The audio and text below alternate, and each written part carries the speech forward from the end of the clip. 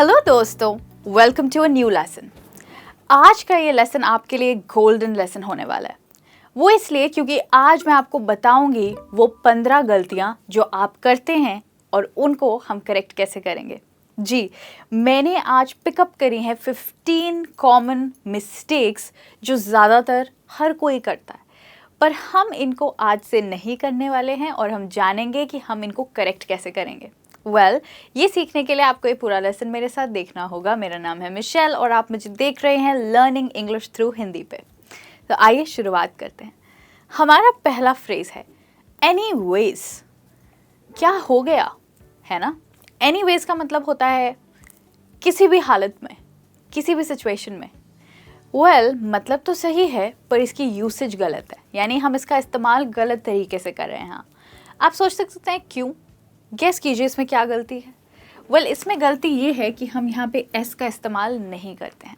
हम कभी भी ये नहीं कहते हैं एनीवेज, हम कहते हैं एनीवे। फॉर एग्जाम्पल आप कहें उसमें बहुत गलतियाँ हैं पर फिर भी मैं उससे बहुत प्यार करती हूँ। He has many mistakes but I love him anyway, ना कि I love him anyways. Okay, तो याद रखिएगा एनीवे के साथ हम कभी भी एस नहीं लगाते। अब देखते हैं अगला, नो वेज। बिकॉज आप काफ़ी स्मार्ट हैं, मुझे लगता है आप ऑलरेडी गेस कर चुके हैं कि इस फ्रेज में क्या गलत है। यहाँ पे भी हम एस का इस्तेमाल नहीं करते हैं। नो वे। क्या तुम मेरे साथ रात को 12 बजे मूवी देखने चलोगी? हाँ, किसी भी हालत में नहीं, नो वे। ओके, तो इस तरीके से आप यूज़ करेंगे नो वे का। इसको आप और सिचुएशंस में भी यूज़ कर सकते हैं। ओके, अब देखते हैं हमारा नेक्स्ट एग्जाम्पल, मैरिड विद। आप कह सकते हैं Ramesh is married with Reema, पर इसमें क्या गलत है? सोचिए, यहाँ पर प्रपोजिशन गलत है। जी, यहाँ पे प्रॉब्लम है विद के साथ। हम विद का इस्तेमाल नहीं करेंगे, यहाँ हम यूज़ करेंगे टू का। तो हम कहेंगे Ramesh is married to Reema, या फिर आप कहेंगे उसने अपने बेटे को दिल्ली भेजा जूली से शादी करने के लिए। He sent his son to Delhi to marry Julie or to get married to Julie. Okay? तो इस तरीके से आप married के साथ हमेशा to का इस्तेमाल करेंगे, ना कि with का। Great. Next is a lot.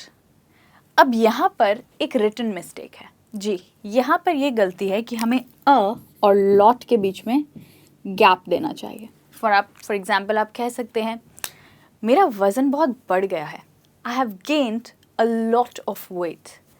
अगर इसी सेंटेंस को आप लिखेंगे तो आप a lot को जोड़कर नहीं बट अलग अलग लिखेंगे। ये हो सकता है आपकी एक बहुत कॉमन मिस्टेक हो, called as। ओके, तो आप कह सकते हैं मेरी कंपनी का नाम है लेट्स टॉक। फॉर एग्जाम्पल अगर मैं बोलूँ मेरा नाम मिशेल है और मैं लेट्स टॉक कंपनी के लिए काम करती हूँ।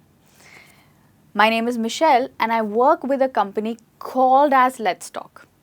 अगर मैंने ये कहा है तो मुझे इंग्लिश टीचर बिल्कुल नहीं होना चाहिए, क्योंकि हम कभी भी called as नहीं यूज़ करते हैं, हम सिर्फ called बोलते हैं। For example, My name is Michelle and I work with a company called Let's Talk।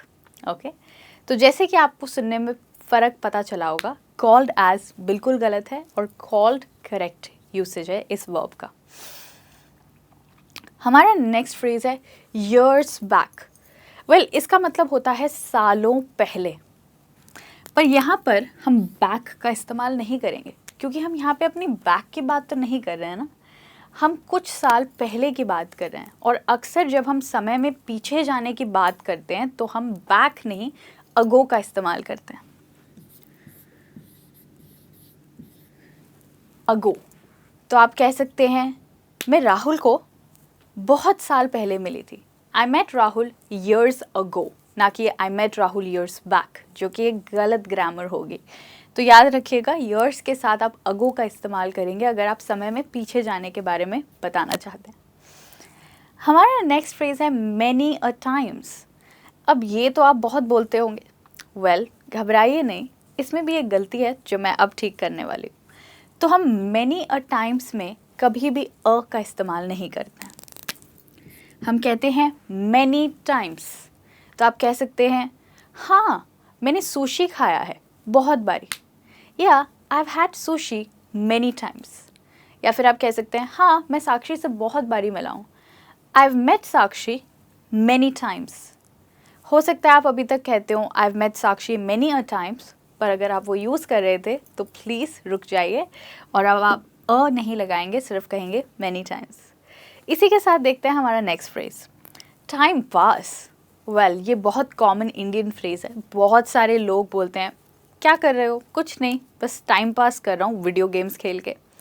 Well आपको ज़रूरत नहीं है टाइम पास कहने की, क्योंकि टाइम पास का कोई एग्जैक्ट मतलब नहीं है। इसकी जगह आप बेटर फ्रेज़ यूज़ कर सकते हैं, आप कह सकते हैं आई एम चिलिंग, यानी मैं बस अपना समय बिता रहा हूँ, मैं अपना समय कुछ और करने में व्यक्त कर रहा हूँ। I am chilling.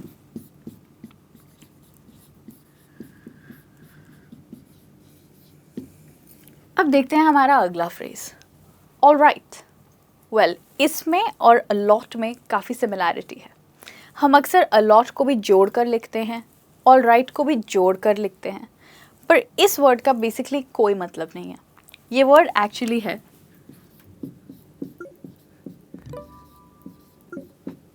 All right, यानी सब सही। ऑल राइट का आप तब इस्तेमाल करेंगे जब आप कहना चाहते हैं कि सब सही है या फिर कुछ ओके ओके है। फॉर एग्ज़ाम्पल अगर आप किसी के काम की बात करें तो आप कह रहे हैं हाँ उसका काम ठीक ठाक है पर कुछ बहुत बढ़िया नहीं है, या his work is all right but not too great. तो यहाँ पर आप ये वाला ऑल राइट यूज़ करेंगे, ना कि ये वाला। और अगर आप किसी की तबीयत के बारे में बात कर रहे हैं कि वो सब सही है, उनकी तबीयत ठीक है, तो आप कहेंगे हाँ वो पहले बीमार हो गया था पर अब वो ठीक है, या he was sick but now he is all right. Make sure जब आप ये लिखें किसी मैसेज में अगर टाइप करें तो ऑल और राइट को अलग अलग टाइप कीजिएगा, ना कि ऑल राइट को एक साथ। ओके इसी के साथ देखते हैं हमारा next phrase, discussing about. Well discussing का मतलब क्या होता है? डिस्कसिंग का मतलब होता है किसी चीज़ के बारे में या फिर किसी टॉपिक के बारे में चर्चा करना। टॉपिक के बारे में चर्चा।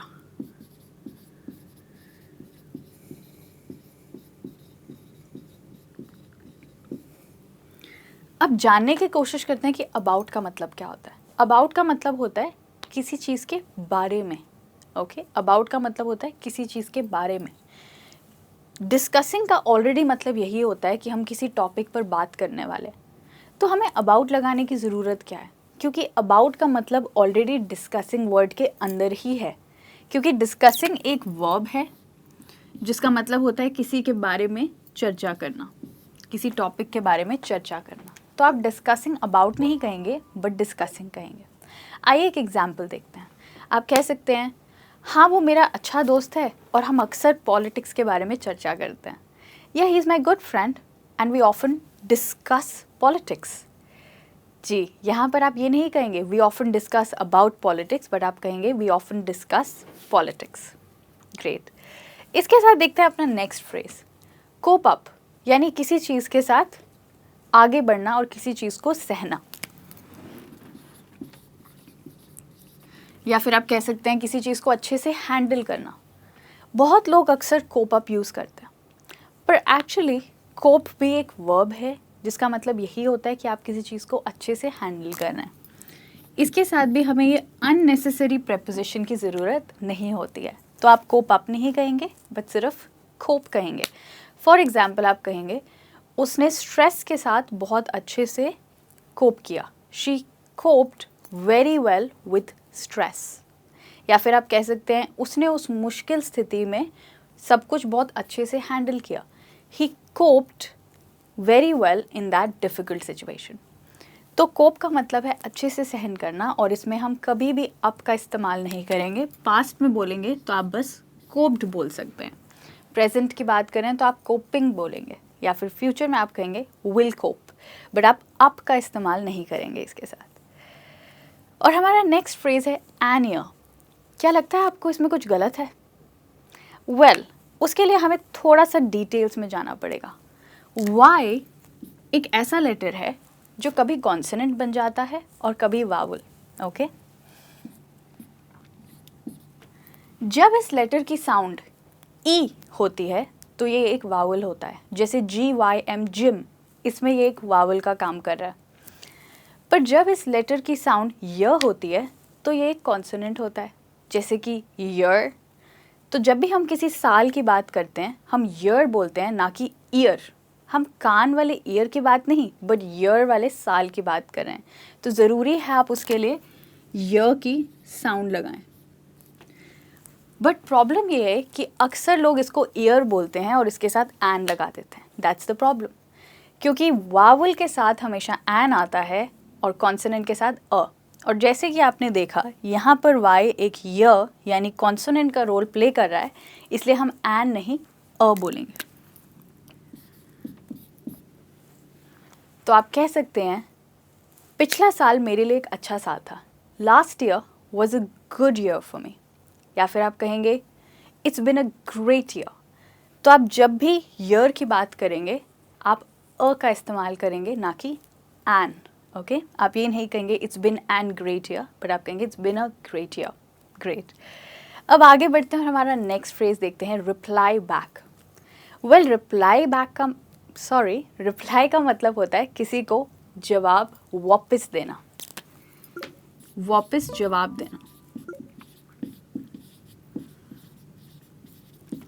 जैसे कि आपको पता होगा बैक का मतलब होता है वापस, पर रिप्लाई का ऑलरेडी मतलब होता है वापस जवाब देना। यानी किसी ने आपको मैसेज भेजा और आप उनको रिप्लाई कर रहे हैं, यानी उनको वापस जवाब दे रहे हैं। तो इसी कारण यहाँ पे भी ये अननेसेसरी प्रेपोजिशन की ज़रूरत नहीं है। आप सिर्फ कह सकते हैं मैं तुम्हें कल वापस जवाब दूंगा, I will reply you tomorrow. और अब है हमारा आखिरी phrase, one of my book. Well, इस फ्रेज़ का मतलब ये होता है कि आप अनेक चीज़ों में से एक चीज़ की बात कर रहे हैं। तो आप कह रहे हैं मेरी सबसे पसंदीदा किताब है great expectations by Charles Dickens. तो आप कहेंगे one of my favourite books is great expectations by Charles Dickens. अगर आपने ध्यान से सुना, मैंने यहाँ पे बुक नहीं बुक्स कहा है। वो इसलिए क्योंकि आप अनेक चीज़ों में से यानी बहुत सारी चीज़ों में से एक चीज़ की बात कर रहे हैं। तो आप कहेंगे मेरे एक दोस्त के पास एक बहुत प्यारा पपी है, one of my friends has a cute puppy. तो यहाँ पर भी आप अनेक चीज़ों में से एक चीज़ की बात कर रहे हैं, इसलिए आप अक्सर प्लूरल यूज़ करेंगे। Okay friends, thank you so much मेरे साथ जुड़े रहने के लिए। मुझे पता है आप में से बहुत लोग ये गलतियाँ करते हैं अपनी डेली लाइफ में इंग्लिश बोलते हुए, बट अब मुझे उम्मीद है आप ये गलती करते हुए 2 बारी सोचेंगे और अपने आप को करेक्ट करेंगे। Well, thank you. I hope आपने एंजॉय किया और कुछ नया सीखा। मैं जल्दी वापस आऊँगी और इंटरेस्टिंग लेसन्स के साथ। तब तक keep learning English. Bye bye.